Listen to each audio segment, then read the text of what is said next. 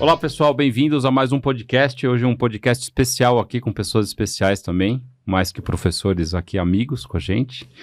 Então, gostaria de apresentar aqui a doutora Dani, doutor Natan. Vão se apresentar com o nome mesmo inteiro. Eles vão falar, vão contar o nome inteiro e vão explicar um pouquinho aqui dessa novidade aí desse curso Waivers Block, que a gente está desenvolvendo, a importância, o que é. Então a gente vai bater um papinho aqui com eles. Sejam bem-vindos. Obrigada, doutor Edu, né? É isso aí. Então, meu nome é Daniele Domareschi, eu e o Natan, nós somos lá de Fortaleza e nós fazemos parte de um grupo de treinamento, na verdade um grupo inicialmente de amigos que são apaixonados por anestesia regional, pelo uso do ultrassom como um todo na anestesia, não só para anestesia regional, mas para POCUS também, e que de um tempo aí, bastante aí para cá, a gente vem cada vez mais se interessando em atualizar, ensinar. Eu particularmente sou muito ligada ao ensino, à residência e, né, aos nossos residentes, à nossa formação como médico especialista em anestesia, e a anestesia regional sempre foi um campo assim que sempre eu me interessei muito, e sempre a gente trabalhou muito com cursos práticos, presenciais, e em nossas conversas, né, Edu, a gente foi pensando como que a gente poderia tornar esse momento do curso presencial ele mais completo. Porque mais proveitoso. Mais proveitoso. Porque o curso presencial, ele é essencial para a prática do ultrassom. Você tem que pôr um pouco a mão na massa, treinar, escanear.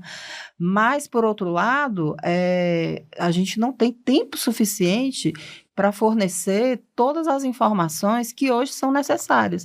Hoje a anestesia regional é um mundo à parte. Né? Então, assim, já cabe tranquilamente que você fique um tempo grande dentro da sua formação só se aprofundando em anestesia regional, diferentemente de antes, que fazia parte ali de uma coisa pequena complementar. Hoje, realmente é um mundo à parte. Vamos dizer assim, já é uma subespecialidade. Você tem que... Tem que ir até livro só de anestesia regional. Isso não existia antes, né? Exatamente. Existia anestesia para cirurgia cardíaca, anestesia para tórax, mas não tinha um livro de cirurgia para anestesia regional, né? Exatamente.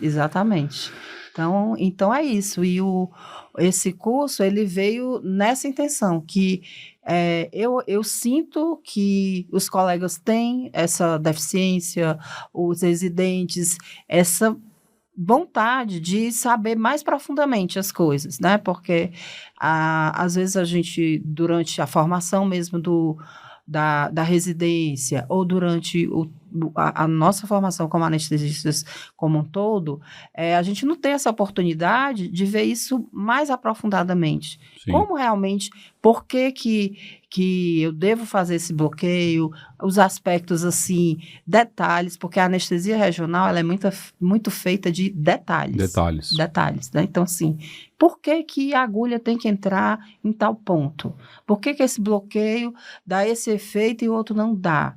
Então, tudo isso tem uma explicação muito lógica. Uma razão, né? Uma razão. E eu acho que é isso que a gente quis fazer, trazer uma coisa bastante aplicada do uso prático do dia a dia, relacionar com a anatomia, relacionar com a indicação do paciente. Enfim, a gente está muito animado, acha que isso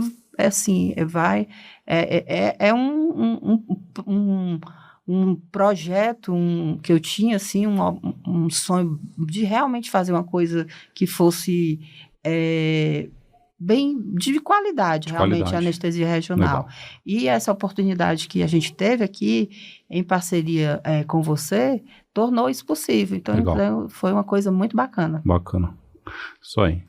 Natan, e aí, sua parte, da onde você surgiu nessa história aí? Me conta aí sua história dentro do Waivers. A minha história, acho que vale até um livro. É. Então, Tudo bem, pessoal? Obrigado, Edu, pelo convite, a participação aqui no podcast e pela parceria do Wave com o portal Anestesia e a Substância P. Eu sou o João Natanael, anestesista. Fiz formação aqui em São Paulo, fiquei quase 10 anos aqui, fiz formação em dor também. E tive mudanças na minha vida que me trouxeram de volta para Fortaleza. Eu sou cearense, na verdade sou de Sobral, mas voltei para Fortaleza e lá tive a grata oportunidade do Waveus me absorver, confiou no meu trabalho, com certeza me abraçou. E eu percebi, assim, já participava de alguns workshops aqui, em alguns congressos e também simpósios das sociedades regionais. E quando eu voltei, eu percebi que o Wave, ele tinha o jeito de ensinar que era diferente do que a gente estava acostumado. E assim, a Dani, a Melina, a Cibele, a Samantha, o Davi, realmente eles trazem um jeito Waveus de ensinar bacana, que é muito...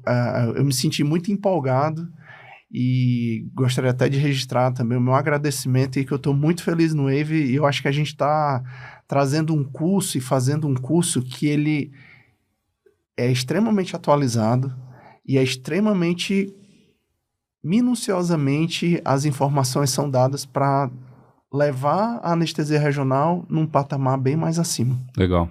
Mas eu acho que é isso mesmo. Eu acho que esse enfoque prático, né, dos cursos. E outro dia eu estava no hospital e aí veio um anestesista conversar comigo e falou, poxa, vi lá um pedacinho, um trecho do Waveus lá no congresso, no CBA. Nossa, mas eu nunca tinha entendido direito o quadrado lombar e aquela explicação ali, nossa, abriu minha mente assim, né? E eu falei, poxa, melhor coisa é um feedback desse, né? Se eu ouvir que você está no caminho certo para isso. Então, a explicação ali que foi feita, acho que era você e a Melina que estavam falando de um quadrado lombar lá, e aí eu falei, poxa, que legal, ele falou, mas muito legal, queria fazer o curso, né? E eu falei, poxa, que bom que teve um impacto, né, do Instagram e trouxe esse feedback, assim, porque a gente fica feliz de ouvir, né, que tá no caminho certo.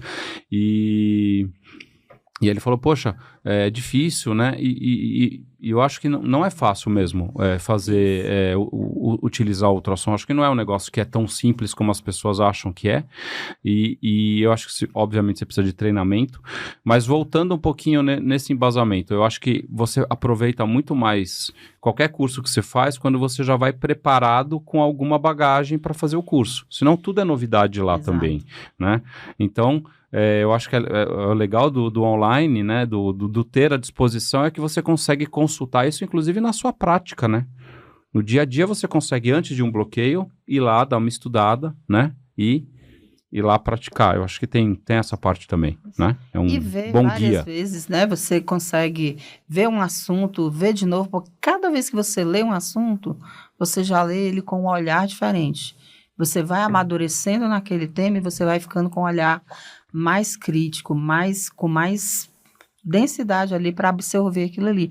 E é muito interessante essa história que você falou, desse depoimento, né, da pessoa, porque eu acho que a anestesia regional, por ultrassom, ela é meio que isso mesmo, tem hora que dá um clique. Por quê? Porque a gente está habituado a estudar lá anatomia, o que é que a gente lembra nas nossas aulas de anatomia? É tudo em 3D. Sim. E nós vamos levar para um mundo em 2D. 2D. Que é a ultrassonografia. E fazer esse link, muitas vezes, não é tão fácil. É difícil. Isso aqui é o músculo tal. Aí a pessoa olha assim, poxa, mas... Então, você dá esse clique e realmente a pessoa compreender que aquela imagem representa aquela estrutura e começar a entrar tudo aquilo na cabeça, ela tem um momento que chega. E quando chega, realmente você vai ver que o quanto é interessante e o quanto realmente aquilo ali vai ter uma curva de aprendizado, então, rápida. Legal. Depois do clique, você vai para frente. Natan, vamos fazer Vamos voltar um pouquinho na história, assim. Tá. Você é um pouco mais novo, talvez você não tenha pego a anestesia regional antes do ultrassom. Quais são as vantagens que o ultrassom traz para as técnicas anteriores de só estimulação elétrica ou anatômica, técnica de parestesia, né, que a gente fala que é histórica, né? Ninguém mais faz isso, mas por que é melhor o ultrassom? Qual que são as vantagens práticas de se utilizar o ultrassom durante um bloqueio? Legal. Eu fiz residência há um tempinho, então assim, apesar de, na minha residência, eu tive a grata oportunidade de ter ultrassom, mas em algumas vezes o ultrassom não estava disponível porque outra sala estava utilizando. Então, cheguei a fazer alguns bloqueios com neuroestimulador, técnica de Raj, Mansur. Então, lá no IoT, sou muito grato pelo Dr. Adilson e o serviço lá sobre todo esse aprendizado. Mas o ultrassom, assim, inegavelmente, já está muito claro que o ultrassom, ele é muito mais seguro, ele traz muito mais refinamento da técnica, você consegue diminuir a quantidade de volumes. Então, às vezes o pessoal tinha um termo que dizia que inundava o nervo, né? Vamos afogar o nervo. 30, 40 ml de anestésico local era o basal ali, né? E hoje em dia as cirurgias são cada vez mais complexas, né? Às vezes você pega um paciente e vai fazer uma cirurgia no braço e na perna. E aí existe toda uma preocupação para você deixar esse paciente com uma boa experiência, e também o serviço exige que o paciente tenha uma boa experiência, porque os indicadores, eles querem mostrar que o paciente, que vale a pena você internar naquele hospital, naquele serviço, porque a gente se preocupa com a dor, os cirurgiões se preocupam com a dor. Então, imagina, você fazer 50 ml para fazer um bloqueio de membro superior e ainda tinha que bloquear o membro inferior. Então, o ultrassom atrás é mais prático, você vê em tempo real, você evita injeções inadvertidas em locais que não deveriam, é mais seguro, evita um pouco os riscos de lesões, tanto como pneumotórax, ou até lesão intraneural, sempre associado com neuroestimulador, e com relação ao volume, você acaba diminuindo a quantidade de volume necessária e maior assertividade na técnica. E o ultrassom, na verdade, o bloqueio regional, ele acaba sendo a base para você entender o ultrassom e a partir daí você expande o ultrassom para tudo, né? Para POCUS, para acesso vascular, acesso periférico. Então, todo mundo que fez anestesia, o primeiro contato com o ultrassom foi com a anestesia regional. Com certeza. E aí, a partir daí, você vai incrementando. Você vai para frente, né? É só uma parte legal. E hoje a anestesia regional, eu vejo, né? Porque quando eu fiz residência, a gente raramente tinha um neuroestimulador, né? Depois a gente tinha um neuroestimulador. Mas mesmo assim, as taxas de sucesso não eram boas. Hoje você tem a certeza, né? Com ultrassom, o bloqueio sempre pega. Eu vejo que a taxa de sucesso é altíssima, né?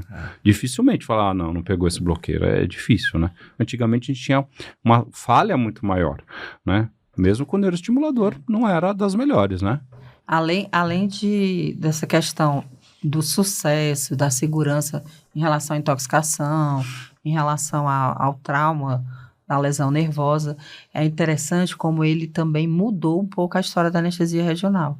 Então, por exemplo, quem lembra que o bloqueio supraclavicular, que era realizado por referência anatômica ou mesmo por estimulação, ali, chegando pertinho ali da primeira costela, o risco, o receio que a gente tinha de pneumotórax, e tinha uma incidência, não era altíssima, mas ela existia. E o que é que a gente vê? Que na era pós-ultrassom, esse risco de pneumotórax, ele caiu quase a zero. Né? Então, assim, mudou a história do bloqueio. É que a gente tinha medo, né? Que a gente fazia anestesia e colocava o paciente em ventilação controlada, né? Exatamente. Né? Pressão positiva. Diferente, né? Os bloqueios... É o risco muito alto, né? Muito alto. Os bloqueios faciais, impossíveis de existir antes do ultrassom, né? Como é que a gente ia chegar ali numa face? Se fazia os bloqueios do abdômen, se fazia por referência ali no triângulo de Petit, ali para fazer um transverso do abdômen por referência anatômica, se fazia. Mas eu imagino o quanto era falho isso, Era né? muito falho. Né? Mesmo os bloqueios, assim, ilho inguinal, ilho hipogástrico, sim, né? Sim. Eu lembro que fazia bastante sem nada ali, né? Só com coisa, não era sempre que você tinha uma boa analgesia, né? Assim, era bem falho, tinha, né? Assim, uma vivência muito grande, uma mão muito grande, acabava tendo um sucesso também, sim. Mas não era para todo mundo, né? Quem ia se aventurar ali nesse campo ali da referência anatômica de superfície não era fácil, não. É difícil. E outra coisa que eu acho legal, hoje a gente está vivendo uma era aí de evitar opioides, né, de alguma forma, né, diminuir opioides. Sim. Acho que até existe um pouco de exagero aí em tudo isso, mas eu acho que a gente tem que tentar chegar no equilíbrio, mas parece que a anestesia regional também foi uma grande aliada do poupador de opioide. Vocês enxergam isso, que essa técnica ela veio para fazer a estratégia multimodal e mudou todo o conceito de anestesia? Mudou. Se você for ver aquela clássica pirâmide, né, da analgesia multimodal, quem era a base? O opioide estava lá embaixo, na base. E ele subiu. Subiu, né? Foi lá para cima. Quem está fazendo parte da base agora é a anestesia regional, né? Então, isso aí também foi uma outra grande mudança. Com a anestesia regional, consequentemente, você vai usar menos opioide, que é o que a gente quer, né? Usar anestésico de uma forma geral, né? Não só opioide, né? A gente acaba diminuindo muito, né, a quantidade de hipnóticos, né? O halogenado diminui bastante, né? Quando a gente coloca a monitorização cerebral junto com o bloqueio, você vê que você usa frações muito baixas, né, de anestésico inalatório, né? Isso é muito legal, assim, que eu vejo, quando você vê isso na prática, é um negócio o residente até vê, acho que ficou bom, né, o bloqueio, eu tô usando bem pouquinho. Ficou bom, né, e aí é legal para você ver isso e você titular a sua anestesia, porque desperta mais rápido, né? Vou trazer uma situação, Edu, desculpa te interromper. Não, mas manda aí. Que a gente fala muito do questão de poupar opioide por conta de efeitos colaterais e pelo risco de adição, né? Tem todo um histórico em países do primeiro mundo com relação a isso. E isso é uma preocupação que a gente tem que tomar cuidado mesmo. Eu acho que no Brasil a gente tem ilhas de risco maior de adição, mas no Brasil como um todo a gente ainda... Infelizmente, o pessoal ainda tem mais medo de prescrever de uma forma geral. Sim. Mas aqui em São Paulo, a gente chegou em alguns hospitais, a própria direção do hospital chegou para a gente que os plantonistas perceberam um aumento da demanda de opioide, como que a gente poderia tratar esses pacientes. Mas o que eu venho falar aqui é com relação à experiência do paciente. Sim. A gente teve um caso que foi assim, bem emblemático, que era uma paciente que ela tinha muita intolerância ao opioide. Então, ela foi fazer já uma sedação para endoscopia e aquele 1 ml de fentanil fez ela vomitar da clínica até em casa, o dia inteiro. E ela ia ser submetida a uma artroplastia de quadril. Que no intraoperatório a gente consegue ir bem com a hack, né? Mas como é que seria o pós? Sim. E aí esse foi um dos primeiros casos que a gente utilizou o Peng Block no grupo que eu trabalhava, e o Peng Block tinha sido descrito para fratura, não para cirurgia letiva. E a gente usou como uma estratégia multimodal, além de outras medicações, e assim, ela ficou super agradecida porque ela ficou com a dor bem controlada. A gente não usou opioide e ela não vomitou. Porque náusea e vômito é uma das piores experiências do paciente no pós-operatório, né? Muitas vezes pior do que dor, né? Tem um estudo em inglês, esse estudo é antigo, mas eles falavam quanto que as pessoas pagariam para não ter náusea e vômito. E na Inglaterra eles pagariam até 100 libras, na época era libra, não era euro, para não ter náusea e vômito no pós-operatório, de tão ruim que é a experiência de náusea, e realmente é ruim a experiência de náusea e vômito, né? Você pega o paciente que tem história de náusea, a minha esposa ela tem, né? Qualquer cirurgia que ela faz, qualquer coisinha, e é horrível, né? São 12 horas ali que vomita, e é muito ruim, a experiência é ruim, tanto para, né, o paciente quanto para o acompanhante. É verdade. E retarda, então, né? Às vezes retarda alta, não, a qualidade fica ruim. E eu já vi pacientes dizer, olha, isso aqui é pior do que uma dor forte. Então, assim, é muito incômodo. E dor é terrível, né? Mas náusea e vômitos também ali tá. Então é um negócio ruim. Então, acho que essa vivência é legal, porque em relação à adição, né, eu não tenho dados para falar em relação, mas imagino que diminuindo o opioide, a gente vai diminuir também a adição, principalmente no pós-operatório, né? Precisam de menos opioide para se utilizar. A gente tem aí, deve ter taxas menores de adição. Eu vejo que isso é um grande problema nos Estados Unidos, né? Por causa do fentanil, que virou uma droga recreativa, né? Entre aspas, lá. Aqui no Brasil, eu não tenho dados, não sei como que é, mas deve ter algum benefício em relação a isso, e eu acho que faz parte aí dessas estratégias da multimodal. Vamos já que nós estamos aqui na parte técnica, vamos falar um pouquinho mais de anestesia regional. E adjuvante? O que eu posso usar junto com o meu anestésico local que é efetivo mesmo? Isso é uma dúvida que todo mundo tem. Pergunta de né? $1 milhão. Aí. Porque a gente lê trabalho, a gente vê meta-análise. E aí, o que melhora mesmo de adjuvante? Então. Colocar o quê? Corticoide, alfa-2 agonista, o que eu posso pôr ali num bloqueio periférico que eu vou fazer aí de rotina? Pois é, essa é uma pergunta aí que está rondando quem trabalha com anestesia regional aí já tem um tempo. Porque a anestesia regional tem todas essas qualidades que a gente viu, mas aí o nosso bloqueio vai durar quanto tempo? 12? Pouco mais, no máximo, né? De horas de analgesia ali para o paciente. E se tenta prolongar essa analgesia ao máximo. Então, o que é que a gente tem? Tem duas opções. Ou você coloca algo a mais junto do anestésico local para prolongar, que seria colocar um adjuvante, ou você coloca um catéter. Né? O catéter, ele com certeza vai prolongar pelo tempo que você precisa. Problemas, custo, ter quem cuide desse catéter no pós-operatório, acompanhar, todos os problemas relacionados ao catéter. Infecção, né? Aumenta o risco, né? Os kits próprios às vezes não são disponíveis. Eu acho que o grande problema maior que eu vejo é a questão logística, né? Então, você colocar o catéter, acompanhar diariamente, fazer a manutenção, fazer o repique, ou então deixar infusão contínua. Então, tem todo esse cuidado que realmente é algo que não é todo canto, todo local que ele está preparado para fazer esse tipo de coisa. E aí tá, o adjuvante seria uma solução mais prática. Eu coloco algo a mais ali junto do anestésico local, resolvi meu problema. Só que o que acontece? Os adjuvantes, primeiro problema, os adjuvantes, eles são, até então, a grande maioria, ele é off-label. Você não tem aquela segurança de que você está usando um medicamento junto ali do anestésico. O anestésico local, por si só, ele já é um pouco neurotóxico, né? Sim. Quando você tudo que você adiciona, você está aumentando essa neurotoxicidade. E, então, primeira coisa, você tem que ter o mínimo de segurança do que você vai adicionar. Não pode sair colocando qualquer coisa que saiu ontem dizendo que tal substância tal pode colocar aí que vai aumentar. Não é assim, tem que ter todo um estudo, porque ninguém está... Não é brincadeira você colocar uma substância ali, um medicamento próximo a uma estrutura nervosa, né, que é extremamente nobre.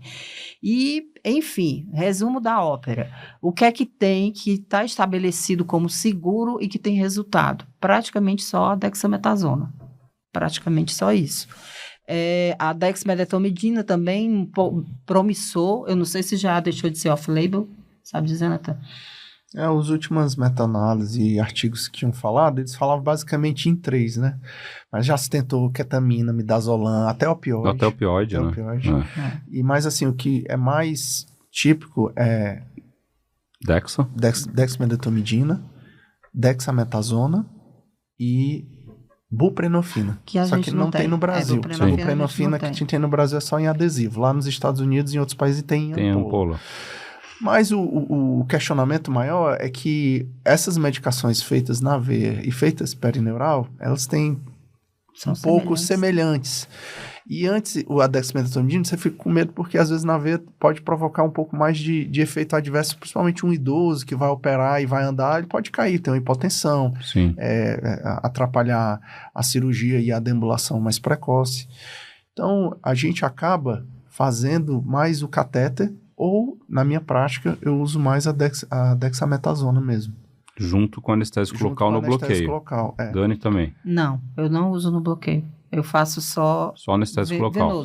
Venoso. Faz venoso. Porque normalmente você já vai fazer a dexa venosa por outros motivos, né? Como antiemético. Sim, anti-inflamatório. E o que tem se mostrado é que ele é praticamente a mesma coisa. Acho que o Nathan, como ele é muito da área da dor também, né? Ajuda bastante na dor. Principalmente quando é um paciente que já é de controle mais difícil, que envolve outros fatores, sensibilização, enfim, mais coisas ali relacionadas à dor, para o paciente que já tem dor crônica. aí realmente achas que vale a pena você investir e colocar um opioide. Para dor aguda, eu tenho a impressão que é mais ou menos a mesma coisa você... E só a Dexa de corticoide ou existe algum outro corticoide que você pode utilizar? Existe outros corticoides, mas para pós-operatório a gente costuma usar a Dexa mesmo. Mas para quem faz dor crônica, a gente usa muito o corticoide particulado. Sim.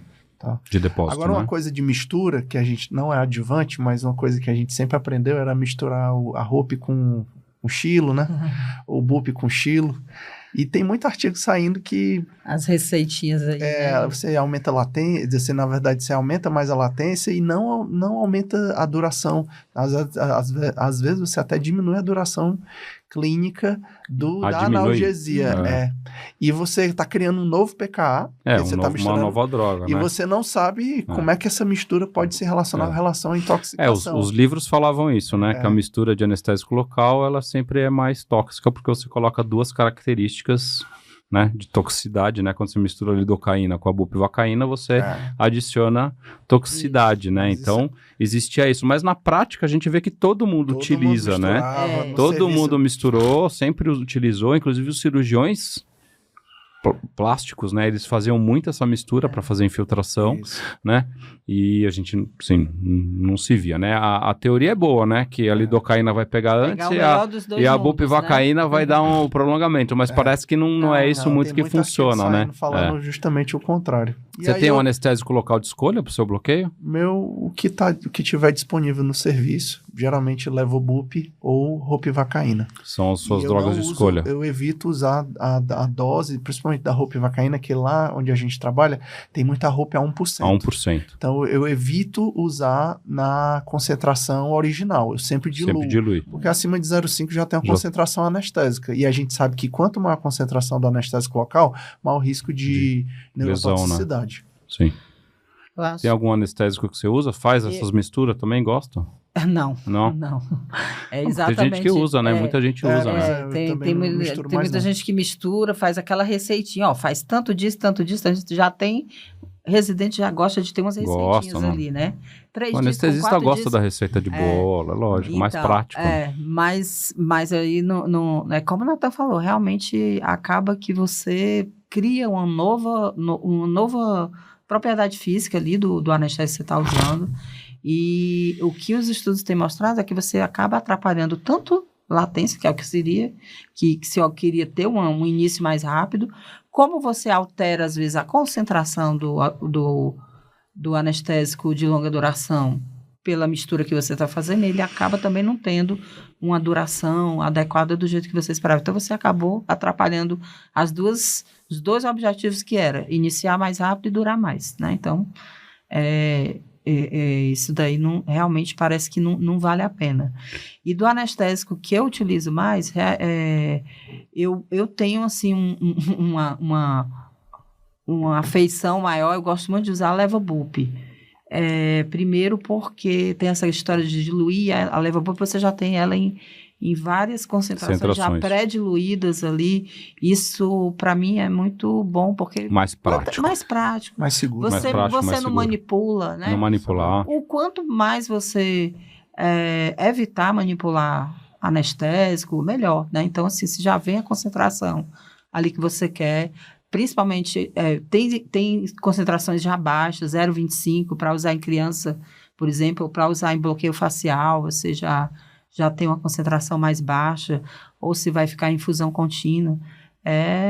Eu acho bastante interessante, de longa duração, analgesia prolongada, tão boa quanto a ROP, né, ou de outros que tem aí a característica de longa duração. E leva o BUP sempre com vaso. O que tiver. Com vaso. Agora, por exemplo, eu tenho um hábito de, se o paciente ele é diabético, ele tem alguma história de ter algum grau de neuropatia, tem sequela, pode ter algum tipo de... que possa pensar dele ter alguma doença de microvascular ou de neuropatia. Né, você evita. Aí existem recomendações de que você use sem vasoconstrictor para diminuir a questão da neurotoxicidade, né? Não agravar a doença, né? O curso da doença ali do paciente. Não sei se é uma coisa já bem estabelecida ou é mais uma recomendação mais teórica do que um fato observado mesmo. Mas existe essa recomendação para pacientes que podem ter algum tipo de lesão, principalmente neuropatia periférica, você não usar anestésico com vaso. Legal. Tá bom. Recomendação boa, um bom raciocínio.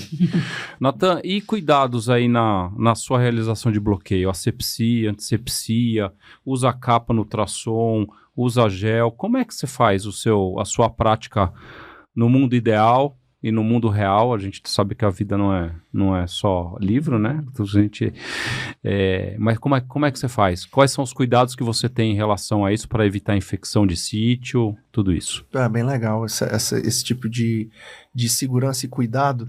E aí eu vou até um pouquinho antes da preparação. E assim, antes de você preparar se eu vou ficar estéreo, se o ultrassom vai ficar estéreo, se eu faço antisepsia, é você fazer um checklist para segurança do seu bloqueio. Então, não é incomum acontecer bloqueios inapropriados porque você errou a lateralidade ou porque você diluiu a medicação e não identificou. E aí tinha aquela outra seringa de 20 também diluída, era o Aramin. Com Aramin ali, você vai injetar um Aramin ali. Então, assim, você ter cuidado com relação à segurança, se aquele bloqueio vai ser seguro com relação à anticoagulação do paciente, se é o paciente correto, se é o local correto, se está disponível as medicações corretas também, e o material. Passando toda essa primeira fase, e com o consentimento do paciente, que isso aí é super importante, você explicar um pouco. Às vezes a gente pensa tanto na analgesia e esquece algumas complicações que o bloqueio pode dar, como a parestesia residual, e já aconteceu. O paciente fica desesperado no pós-operatório, meu Deus, doutor, minha mão está muito ruim, eu não consigo mexer, e você acha que fez uma excelente anestesia porque você fez um bloqueio interescalênico. Sim, mas a percepção do paciente é outra. Fez uma anestesia perfeita, o paciente acordou sem dor, só que para ele, aquele momento de não saber que a mão dele poderia ficar bloqueada ou adormecida é uma sensação desagradável. Então, você explicar também essas coisas que não seriam complicações, mas seriam eventos que podem ocorrer por conta do bloqueio, é interessante também para o paciente ter melhor noção. E a gente sabe que fazer essa educação antes do procedimento, de quais são as expectativas do pós-operatório e da anestesia e da analgesia, já tem vários estudos que mostram que quando o paciente tem essa pré-educação, o pós-operatório é muito mais tranquilo para a equipe cirúrgica, para o próprio paciente, então o desfecho costuma ser melhor. Resumindo, como é que eu faço na minha prática? Então, eu sempre vejo qual ultrassom que eu tenho, coloco o preset adequado, tento colocar uma estrutura estéreo para proteger a face do ultrassom, e aí, se não tiver a capinha disponível, eu tento pegar uma compressa estéreo e segurar junto com luva estéreo sempre, faço a antisepsia das mãos, faço a limpeza da região que eu vou fazer o procedimento, isso para bloqueio single shot, ou bloqueio de punção única. Uso sempre a agulha, que seja uma agulha própria para bloqueio, né? Não, evito aquelas agulhas mais cortantes. Mas se caso seja um procedimento de bloqueio facial, eu posso pegar às vezes uma agulha de hack, ou às vezes até uma agulha de peri, porque aí o benefício do bloqueio vai superar um risco. Agora eu evito fazer agulhas que não sejam agulhas cortantes quando são bloqueios nervosos, tipo tronco, ciático, femoral. Faço antisepsia, dou uma leve sedada no paciente, e aí realizo o bloqueio com antisepsia só com clorex alcoólico. Se eu for passar catéter, aí já muda a história. Aí antisepsia total, paramentação total. Como se fosse passar um acesso venoso central, né? Igual. E assim, um procedimento invasivo, existe muita variação do que os anestesistas fazem. Então, assim, quando eu voltei para Fortaleza, lá tem muita rotina de pegar a luva estéreo e usar como capa. Aqui em São Paulo, a gente usava o Tegaderm. Então, cada serviço vai ter sua estrutura e você tenta adequar. Mas o que eu achava interessante é que tinha um hospital aqui que a gente trabalhava que você dizia assim, eu quero kit bloqueio. E eu achava legal porque no kit bloqueio vinha uma sacolinha com agulha de 50, uma agulha de 100, achilo estéreo, o anestésico, tudo prontinho. O gás, tudo prontinho. Então, tudo certinho. Bem mais fácil, né? Bem mais fácil, bem mais prático. E fica mais padronizado, né? Sim. Então, você até consegue medir se teve uma taxa de infecção Porque todo mundo está padronizado. Então, você consegue intervir melhor e ver melhor. Então, isso é uma conduta, às vezes, simples, prática, Básica, né? básica, e às vezes a gente fica, não, porque fulano gosta desse, porque fulano gosta desse. Então, tentar padronizar sempre é o melhor caminho. É o melhor programa, legal. A gente ainda não tem a recomendação das sociedades em relação a isso, né? A gente está esperando isso aí. Não. Não tem nada assim, tem tipo um guideline Tem umas recomendações da Sociedade Brasileira, mas que já tem algum tempo que saiu na revista, né? Acho que talvez esteja saindo uma atualização. Eu acredito que a gente está aguardando sair das sociedades americana e europeia e que devem estar saindo. Vocês podiam fazer uma sugestão, né? No último congresso da Escrever ASA... uma sugestão aí e colocar No último congresso da experiência ASA de vocês, isso é importante. um debate importante sobre isso. Então, acho que vai ter logo mais um documento mais robusto sobre esse tipo de conduta, porque eu acho que a ideia é padronizar. Mas a gente percebe, por exemplo, o Naissora, ele bate muito nessa questão do stop before you block. Então, tanto o próprio capinha, que você, quando coloca a capinha, tem lá o stop para você fazer aquele checklist de segurança, como também tentar padronizar o passo a passo para evitar risco de infecção ou lesão. Isso foi esse pré-bloqueio, né? Isso eu aprendi lá quando eu fui fazer o hands-on com vocês, né? Porque era um negócio que a gente fazia meio que... No automático. Né? Meio no automático, mas sem essa padronização. É que nem quando a gente faz o checklist, né, a cirurgia segura, isso já é uma rotina, né, a gente fazer o checklist, né? Paciente identificado, lateralidade, antibiótico, alergia, sangue, UTI. A gente tem um padrão hoje que todo mundo faz, ou a maioria das pessoas fazem. Mas eu não pensava isso na parte do bloqueio. Né? Especificamente. E isso é legal também porque você sistematiza isso para todas as anestesias que você faz, né? Vale isso para um bloqueio periférico, vale isso para uma raquianestesia, vale isso para uma anestesia geral, né? Checagem de equipamento, tudo. Então, isso é legal, né? Porque te faz ter um raciocínio de checagem, mas assim, com essa padronização que você falou e que vocês explicam lá no... Isso. É muito legal, eu trabalhei em um hospital aqui que quando a gente ia fazer o bloqueio no final da cirurgia, o circulante da sala, ele começava um novo checklist, que era o checklist do bloqueio. Legal. Então, o material está disponível, então checava se a agulha está disponível, o ultrassom está disponível e o material para antisepsia. O paciente, a lateralidade, doutor. Então, a gente verbalizava a lateralidade, qual é tal. O paciente tem plaqueta adequada, está usando algum anticoagulante. Legal. Tem alguma coisa que contraindique, aí ele mesmo já falava algumas coisas para a gente aumentar a segurança, né? Lógico. Isso é super importante. Mas, às vezes, tem que estar atento nisso, né? Às vezes, a gente é humano, né? A gente tem que lembrar que a gente está suscetível a erros, né? Melhor que seja o seu treinamento... Como avião, né? O que tiver sistematizado é melhor. Não, é por isso que a gente tem que se espelhar realmente na Lufthansa, né? Que não tem praticamente nenhuma queda de aeronave, né? Esse é um negócio muito, muito legal. Eu sempre, quando eu dava uma aula de qualidade de segurança para os residentes, eu colocava primeiro aquele avião da Chapecoense, né? Que caiu. Nossa. Né? O cara fez uma pane seca, né? Sim. E aí, no fim, eu colocava o avião do Lufthansa. E a sua anestesia é a mesma. Você pode escolher qual que é o avião que você vai voar. Você pode voar de Lufthansa, você pode voar daquela... sei lá, como é que chamava aquele, mas que o avião caiu por pane seca. Então, acho que essa é um bom paralelo aí em relação à anestesia, que hoje a gente está cada vez mais seguro. Outra coisa, Edu, que eu acho que deve ser uma luta de todo mundo da anestesia, a gente tem que levar em consideração que o gasto que a gente tem para tornar um bloqueio desse mais estéril, mais adequado, né? Uma coisa assim, toda feita dentro do padrão, ele é tão pequeno dentro de todo o gasto que está se tendo ali de uma cirurgia. Com certeza. Que será se vale a pena a gente estar economizando ali uma capa de proteção, um gel estéril? Né? Então, assim, é tão pouco diante de tanta coisa cara que tem ali que está se usando. Que, na verdade, a gente precisa mostrar para o gestor que vale a pena. Que vale a pena você fazer isso, porque uma infecção, ela custa muito mais caro do que 10 kits que você gasta ali.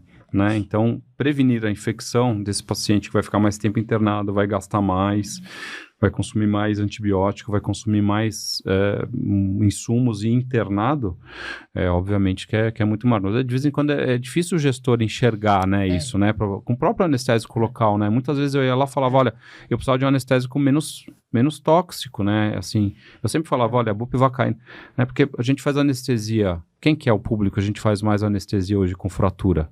É o idoso. A gente sabe que o idoso intoxica muito mais rápido, né? Criancinha e o idoso, né? Eu falava, olha, nós temos uma população, 90% das nossas fraturas, 80% é de idoso, 20% é de jovem. Nós vamos ter muito menos complicação se a gente tiver drogas mais seguras.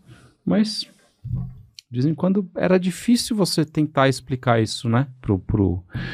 Ele falava, pô, mas vocês usavam até agora, nunca, né? Sabe o hábito do uso. É difícil você mostrar, né? Esse argumento aí, se a gente... Então, vamos voltar para que era, né? Vamos voltar para que era, né? Então, são pontos que é difícil, né? Porque você quer aumentar a segurança e isso faz parte também, né? Usar anestésico mais seguro e ter toda essa parte de equipamento e de tudo. Falando em equipamento, agora eu vou dar uma cutucada em vocês aqui para a gente pensar. A gente estava ontem mexendo num equipamento que tinha uma inteligência artificial embutida, né? E isso é algo bem animador, porque obviamente vai aumentar efetividade, vai aumentar a segurança, mas nós vamos dar muito conforto para o anestesista nisso? Eu pergunto... Eu acho, a inteligência artificial, ela tudo que é novo, as pessoas, o ser humano, a princípio, ele fica assustado. É uma coisa nova aqui. Vai tirar o meu lugar. Vai me passar para trás, né? Então, assim, a princípio, as pessoas imaginam isso. Mas eu acho que a gente deve ver por um outro lado. Como a gente percebeu ontem, que um sistema desse que é associado ali ao seu aparelho, na verdade, ele está agregando valor. Ele não vai fazer o bloqueio sozinho, gente. Não existe isso, né? Ele vai agregar valor, vai dar maior segurança, ele vai servir para que você consiga compreender melhor, ensinar melhor. Às vezes a pessoa olha ali para a tela, está aqui o nervo, onde é que é? Quando você aciona, né, a inteligência artificial, dá uma clareada, você vê. Então, assim, eu acho que são recursos da era digital mais moderna que eu acho que eles são muito bem-vindos, que eles vêm para agregar. O ideal é que eu acho que já existe lá no Congresso da ESRA, e agora em setembro, tinha um outro dispositivo lá que é acoplado a ultrassom. Ele identificava não só o nervo, mas ele identificava artéria, músculo, qual era o músculo, inclusive você colocava técnica tal, e ele ia lhe orientando, até a angulação não está boa, tem que entrar não sei como. Então, praticamente um tutorial ali de inteligência artificial para você utilizar. Eu acho que é muito bem-vindo, né? Eu acho que não há o que temer isso. Eu acho que só vem para agregar, realmente. Essa inteligência artificial, para quem está ouvindo, é uma inteligência baseada no Nevscan, que é você pintar durante a sua escaneamento do ultrassom, você deixar mais claro as estruturas de interesse. E o que a gente viu, pessoal, foi ela conseguia pintar o plexo braquial e alguns nervos específicos. Então, esse tipo de tecnologia, que eu já cheguei até a dar uma estudada sobre isso e dar uma lida, ele vai se aprofundar mais. Então, ele vai aprender, baseado, como eles chamam de redes neurais, né, como também tem nessas televisões mais recentes. Então, ele vai aprender baseado em dados de Big Data que vão sendo colocados. Então, ele vai aprender como é que é a estrutura e vai visualizar outras estruturas fora daquilo ali. Então, ele vai aprender por si próprio, que eu chamo de Deep Learning. E pode visualizar também vasos, músculos, mas a interpretação e a decisão da dose ainda é do médico. E outras coisas que vão surgir também são as navegações de agulhas. Então a gente pensa muito, uma agulha sonossensível e tal. Já existem algumas máquinas que você magnetiza a agulha, uma agulha normal, uma agulha de bloqueio normal, até uma agulha de hack, você magnetiza ela. E aí, à medida que você vai introduzindo a sua agulha, seja ela em plano ou fora de plano, ele vai dar uma projeção de onde a ponta da sua agulha vai estar. Então, vai facilitar, vai diminuir risco. De lesões e de injeções inadvertidas. Eu acho que tudo que vem para agregar, para aumentar a segurança, é bem-vindo. Mas, assim, claro, a decisão ainda é do médico, a interpretação de tudo aquilo ali é do médico. Vai ter alguns casos que a inteligência artificial pode dar uma imagem que não representa realmente, e aí, a partir dos seus conhecimentos, é que você vai tomar a decisão e aquilo ali vai lhe ajudar a decidir ou não se você vai injetar naquele local ou não. Então, eu acho que é interessante, eu vejo como positivo. Positivo, não, sim. No POCUS, né, no Point of Care, existem umas máquinas que são maravilhosas. Você aciona a inteligência artificial, na parte de ecocardiograma, ele identifica várias estruturas, né? Inclusive, ele só identifica quando a sua janela está boa. Está correta, né? Está correta. Ela fica verde, né? Isso. Quando a janela está ok, ele identifica as estruturas. No abdômen, ele consegue detectar a presença de líquido livre, faz um auto-fast, vamos dizer assim. Legal. Coloca lá o probe e ele vai identificando líquido livre, né? Então, assim... Mas precisa de um médico, né? Para colocar lá o ultrassom. Isso vai precisar. Isso que é a diferença, né? Exatamente. E a conduta vai ser da sua interpretação, né? Por mais que aquilo mostre ali, vai ter que ter uma associação clínica, né? Tem vários pontos que a gente tem que lembrar as pessoas têm um medo, né? Da substituição, mas eu acho que isso ainda está longe de acontecer. Eu acho que sim. Né? Ou não? Eu acho que sim. Eu acho que depende da especialidade, mas hoje em dia existem algumas inteligências artificiais, não para anestesia, mas assim, a gente pode ficar com receio, mas olha como ajuda o paciente. Então você faz uma tomografia e a própria inteligência artificial, ele dá como alterado ou provavelmente normal. E aí, o pré-laudo da inteligência que diz como alterado, ele não vai sair o laudo. O que ele vai colocar? Ele vai colocar esse paciente como alterado na fila mais acima de prioridade para o radiologista laudar o quanto antes. Não, e legal também porque já chama atenção para um paciente que você deve né? ter um olho diferente, né? Né? Do normal, né? Isso é então, bacana. Assim, a radiologia está bem avançada. Existem protocolos para AVC que a própria máquina já vê uma lesão hiperdensa lá, pode ser um AVC. Então já é como se aquele paciente fosse uma pulseira vermelha, né? Naquela classificação. Uma prioridade. Uma prioridade para dar logo o laudo. E eu acho que a inteligência artificial na anestesia, para anestesia regional, o que ela vai fazer? Ela vai fazer com que a curva de aprendizado ela seja mais rápida. Muito mais rápida. Mais rápida. Então, o cara precisava de 15 bloqueios para se considerar como expert. Eu acho que com a inteligência artificial vai reduzir isso aí. Não, com certeza, né? A gente vê que vai facilitar bastante ali. Mesmo eu acho que a gente que gosta muito de estudo, de ensino, a gente vê que didaticamente vai ser muito mais fácil você ensinar com a inteligência, né? Quando você coloca ali, porque você já...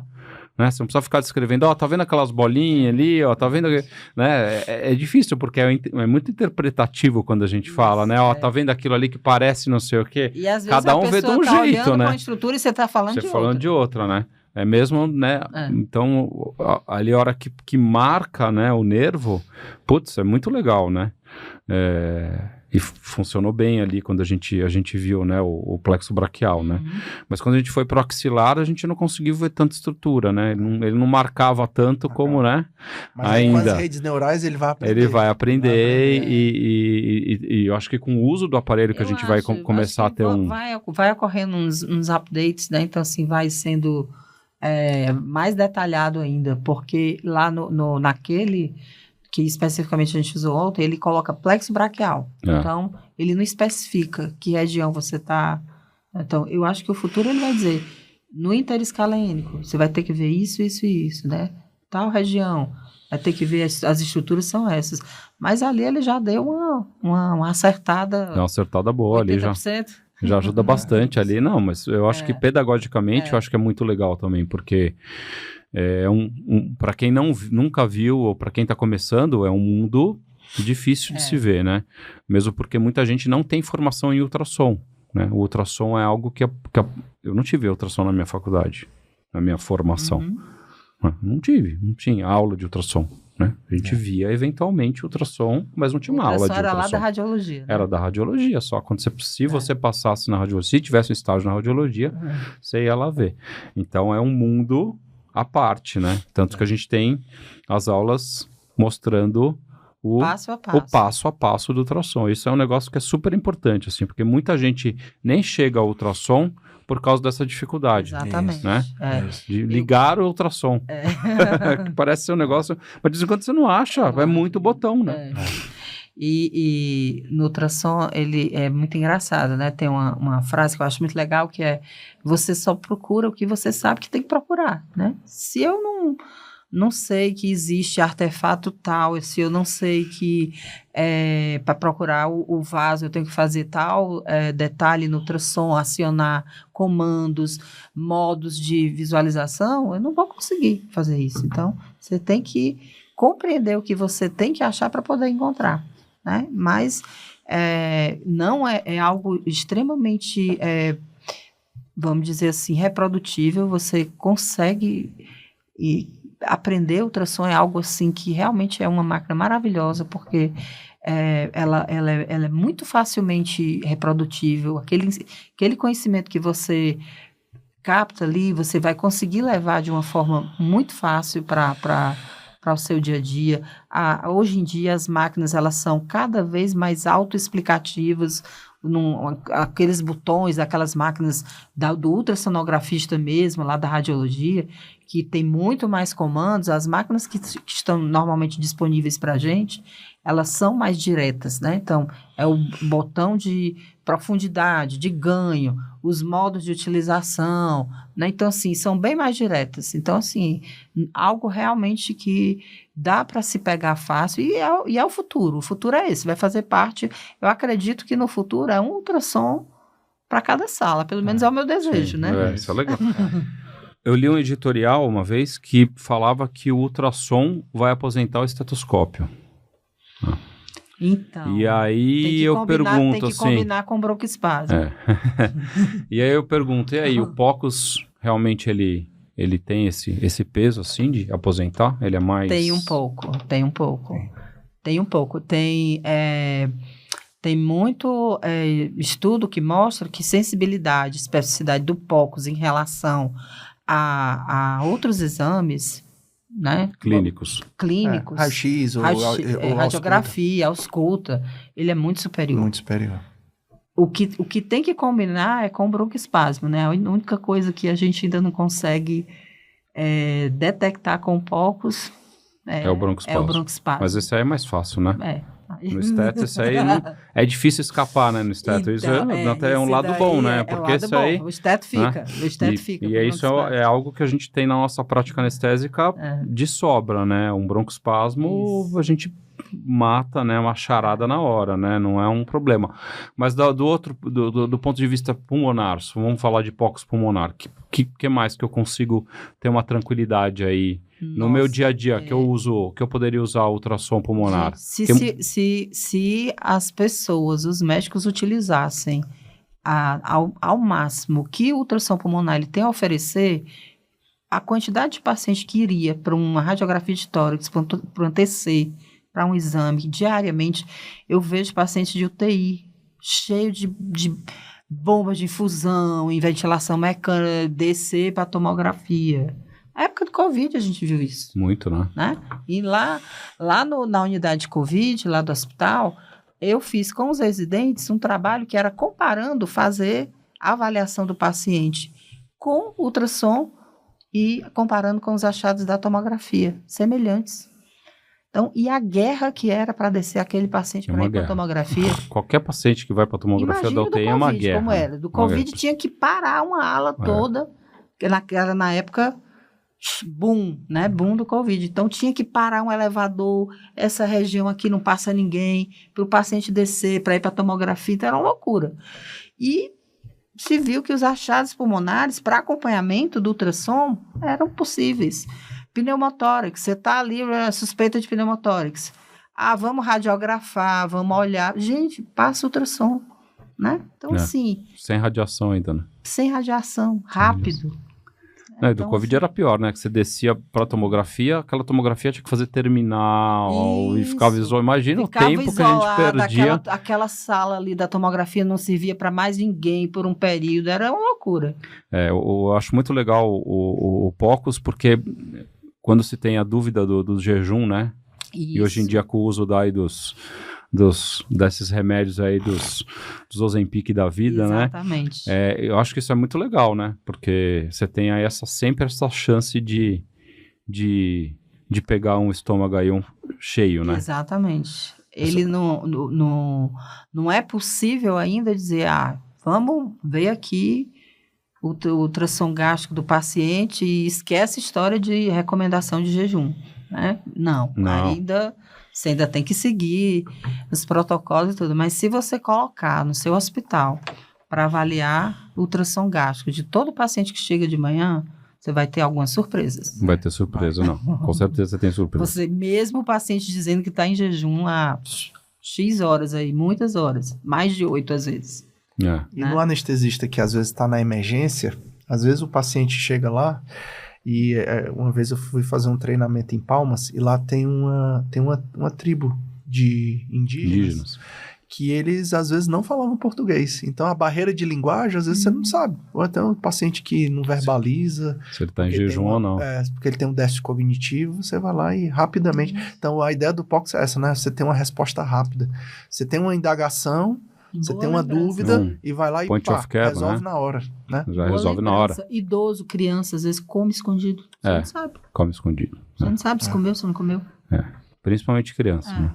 Criança, né? Sabe quando a mãe tem biscoito, tá? A mãe tem dó também, né? Dá a comida e não conta pra você, Isso, né? Que isso, obviamente, piora desfecho, né? Essa criança aí vai... Eu acho muito legal esse point of care, assim, eu acho que é algo... O point of care, eu acho, assim, que ele tirou uma venda dos nossos olhos. Eu acho que a gente consegue enxergar coisas que estavam ali na cara e você não conseguia ver antes. Paciente que fazia uma TEP na sua cara. E você ficava, não é aquela dúvida, aquela né? dúvida e 1001 diagnósticos diferenciais. Coloca o ultrassom ali que ele já lhe esclarece. Você falou do idoso, eu lembrei de um caso que uma vez chegou uma senhora que precisava operar e não lembro direito qual era a cirurgia, e ninguém sabia direito do jejum, tudo, e aí falaram, não, vamos fazer aí uma sequência rápida, vamos entubar acordado, e era uma paciente mais idosa, e, obviamente a gente sabe que é muito melhor você induzir ela eletivamente, e aí falaram, não, vamos fazer um ultrassom aqui, ver se tem resíduo, né, e aí fizeram o ultrassom, tava limpinho, o estômago tava vazio, fazer uma indução eletiva aqui nessa velhinha, tranquilinho, devagarzinho, controlando hipotensão, é muito mais tranquilo também do ponto de vista de indução de anestesia, né? Porque os pacientes que chocam... É um estresse a menos. Né? É um estresse a menos que a gente tem nesse paciente aí que muda desfecho. Eu acho que a gente tem cada vez mais ferramentas para melhorar desfecho de paciente e satisfação. Você falou aí de satisfação no pós-operatório, a gente acha que isso é brincadeira, mas não é. Hoje os hospitais olham, né, a experiência do paciente desde a hora que ele deixa o carro no estacionamento até a hora que ele vai embora de novo, né? Então, e a gente vai passar por isso, né? A nossa experiência. Falando de satisfação, vocês estavam comentando de bloqueio, o que é que usa de adjuvante para prolongar, o paciente que ficou com o braço dormente muito tempo. Então, assim, qual é a melhor anestesia? Tem que combinar com o seu paciente o que é melhor para ele. Às vezes o que você quer não é o melhor para ele, né? Então, às vezes o paciente não quer ficar 24 horas, 30 horas com o braço imobilizado, né? Então, assim, ele quer analgesia, mas quer mover o braço. Então, assim, quer... Então, a melhor analgesia, às vezes, também é a que é a melhor para o paciente, né? E o cirurgião já está consciente disso também? Ele já está fazendo parte desse processo? Ou ele ainda quer que comece logo a cirurgia e não interessa o seu bloqueio? Já mudou bastante, na minha maneira de ver. Acho que tem os perfis ainda, né? Tem o que prefere que não faça até o bloqueio, tem o que prefere que faça o bloqueio no final... Mas, assim, algumas equipes que eu trabalhei, me chamou a atenção um cirurgião que fazia muito artroplastia de joelho, que ele dizia, o que você puder fazer de melhor para o meu paciente, para ele não ter dor, eu vou agradecer, porque isso aí é uma propaganda para mim. Porque o paciente dizer que fez uma artroplastia de joelho e que andou no pós-operatório imediato e que no segundo dia andou e a dor estava controlada, cara, por que o pessoal tem mais receio de fazer prótese de joelho? Sabe que a dor é difícil de controlar. Então ele disse assim, o que você puder fazer, então a gente trabalha em conjunto, tem que trabalhar em equipe. E tentar tirar um pouco a ideia do embate do anestesista com o cirurgião, e tem que trabalhar em equipe. Claro, às vezes você como plantonista, você está conhecendo o cirurgião naquele momento e inicialmente ele pode dizer, não faça bloqueio. E aí você às vezes quer se irritar, tá bom, então eu não vou fazer nada. Não, tente fazer o que é possível. Tenta conversar, né? E às vezes você vai conquistando a confiança do cirurgião, porque às vezes você não sabe qual foi o passado daquele cirurgião. Então a gente tinha um cirurgião também que operava ombro, e ele tinha problemas em deixar fazer bloqueio inicialmente, porque ele disse, cara, eu já tive um paciente que fez uma neuropraxia do plexo braquial e foi super complicado. E o anestesista que bloqueou, ele não estava comigo. O paciente é seu, o problema ficou todo para mim. Então eu fiquei receoso. Mas eu confio na equipe de vocês, eu deixo fazer. Então às vezes você vai conquistando e aí vocês depois de um tempo vocês já estão fazendo uma analgesia que está tudo combinado e fica o melhor para o paciente. Então sempre pensar nisso. Acho que ter aquele embate do anestesista contra o cirurgião, isso é uma coisa do passado. Do passado. Do passado, né? Sempre fica, né? De vez em quando ainda tem, né? Eu acho que é o perfil que você falou, mas eu vejo hoje uma tendência geral do cirurgião gostar do bloqueio, seja ele periférico aí, qualquer coisa que melhore, porque no fim o paciente vai reclamar para ele, né? No pós-operatório, quem é chamado geralmente é o cirurgião. E um paciente conversa com o outro, né? Eu fui operar, eu não tive dor. Como assim? Com as mídias sociais, né, agora.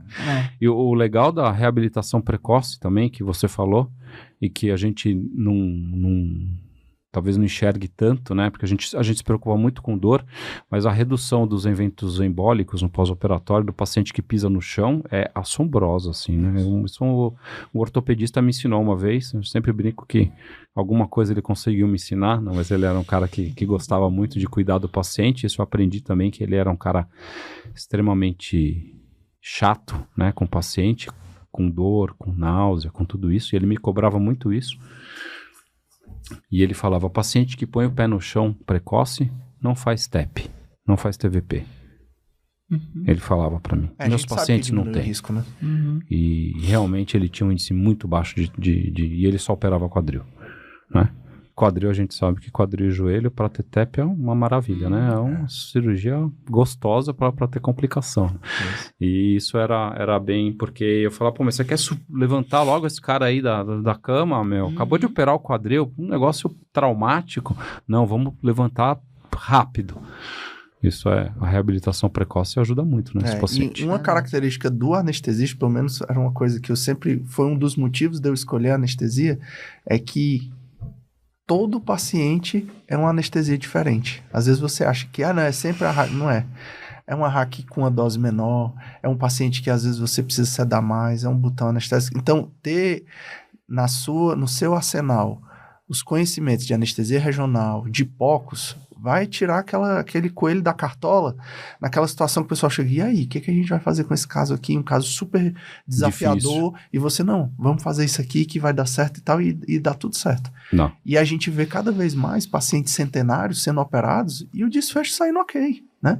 Que muita gente, o pessoal tinha medo, eu lembro no começo da residência, meu Deus, um paciente de 100 anos vai ser operado. Cara, hoje em dia é uma coisa muito mais comum do que a gente imagina. A população envelheceu, né? E a gente também aprendeu a ter...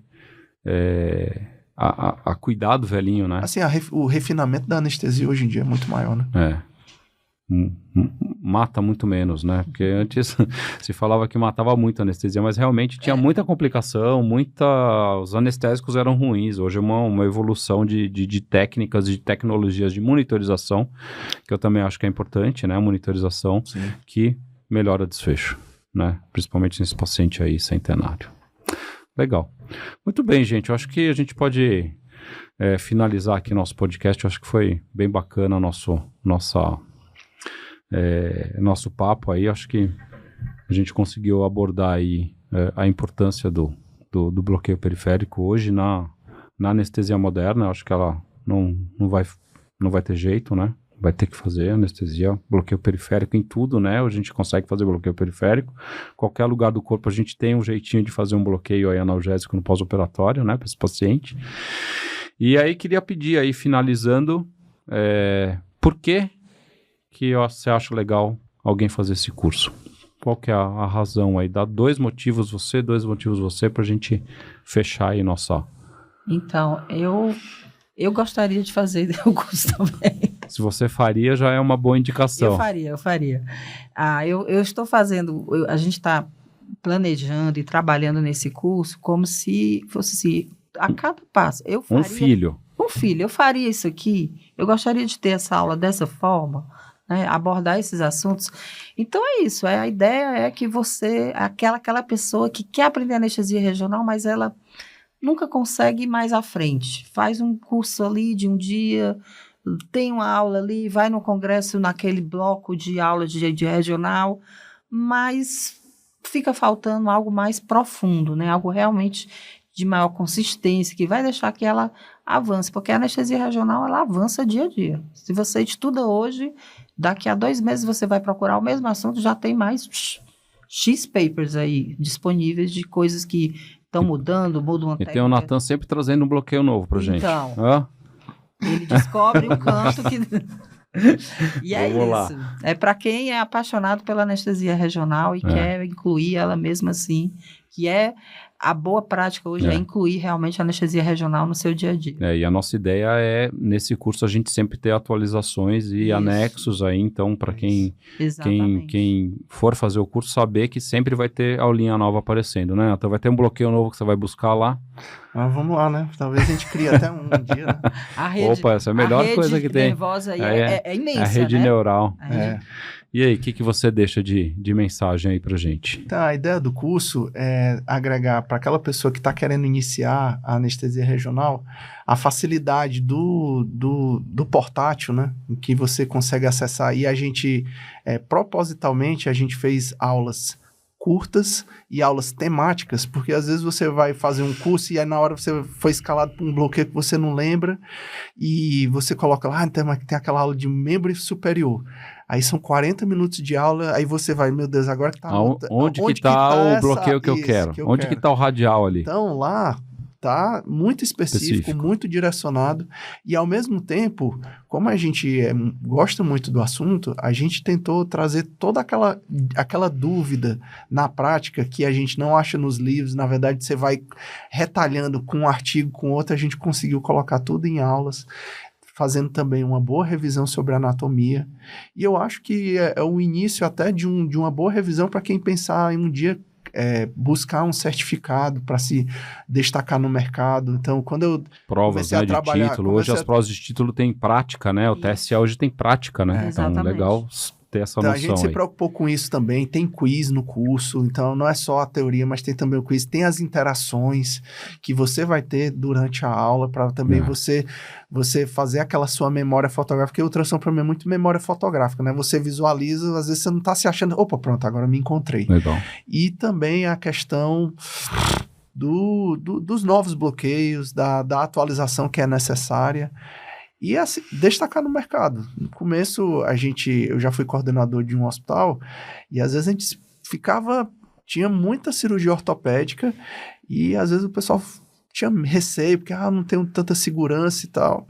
E as pessoas que tinham noção de anestesia regional, você considera como braço direito. Então, é aquela pessoa que você vai lembrar, que às vezes vai se destacar no serviço que você está. E, além disso tudo, você vai promover o melhor para o seu paciente, que acho que a ideia, o princípio médico é esse, né? Sem dúvida. Sempre a gente promover o melhor. Legal. Gente, muito obrigado aí pela presença de vocês, que vieram lá de Fortaleza para São Paulo para a gente fazer tudo aqui, gravar esse podcast aí com o tempo de vocês. Para quem está de fora aqui, para quem observa, assim, o olho de vocês brilha quando vocês falam sobre bloqueio periférico. Então, talvez um dia vocês precisem dar um close nas aulas que vocês fazem para vocês verem como brilha o olho de vocês e como isso é satisfatório para quem está aqui olhando isso e percebe a paixão que vocês têm por isso. Então, parabéns e muito obrigado aí pela parceria que nós temos, Nós que agradecemos. que nós estamos fazendo. Eu estou muito feliz por isso. Valeu, Valeu, Adeu. pessoal, e até a próxima.